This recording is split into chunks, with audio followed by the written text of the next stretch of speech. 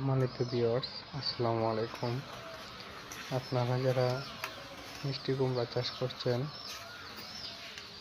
আপনাদের মিষ্টি কুমড়ার ফল টিকতেছে না, তারা অবশ্যই সকাল 8টার আগে অথবা বিকাল 4টার পর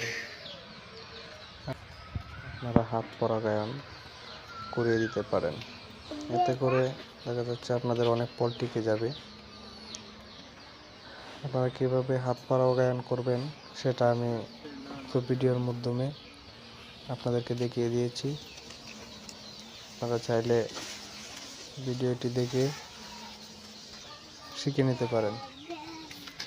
আপনারা পরাগায়ন করার আগে একটি জিনিস ভালোভাবে লক্ষ্য করে নেবেন, সেটি হচ্ছে যে পুরুষ ফুলটার মূলটাতে দেখে নেবেন যে কুড়ার মতো আছে কিনা।